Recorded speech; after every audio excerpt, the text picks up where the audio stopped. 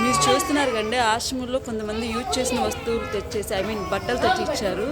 అవన్నీ పిల్లలు తీసుకొని ఇంకా జోయిల్ అయితే ఒక ఫ్యాన్ మీద ఇలా యూజ్ చేశారు. వెరైటీగా క్రియేటివ్గా కూడా అనిపించింది. Joel you are very creative. ఇదిగోండి ఎవరికి కావాల్సిన బట్టలు వాళ్ళు తీసుకుంటున్నారు.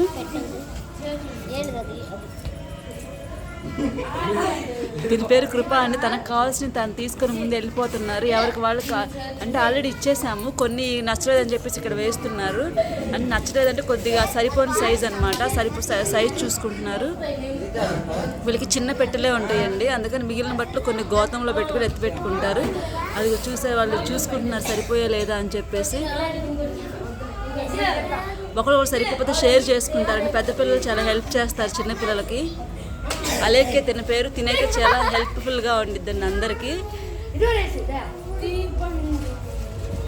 ఆ జోయల్ వేసుకుంది పెద్దవాళ్ళ ప్యాంట్ అంటే చెప్తున్నా ఉన్నారు. జోయల్ అది తీసేస్తే అక్క వాళ్ళకి ఇచ్చేసే తను వెరైటీగా వేసుకున్నారండి. తిన పేరు యేసు. చాలా తన సరిపోయిన షర్ట్ వచ్చిందని చాలా సంతోషపడుతున్నాడు.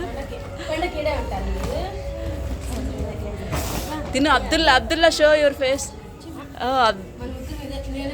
అందరూ చాలా సంతోషంగా ఉన్నారండి. బట్టలు వచ్చి అంటే అవి ఆల్రెడీ యూజ్డ్ బట్టలు, బట్ చక్కగా వాష్ చేసి ఐరన్ చేసి ఆశ్రమానికి పంపించారండి.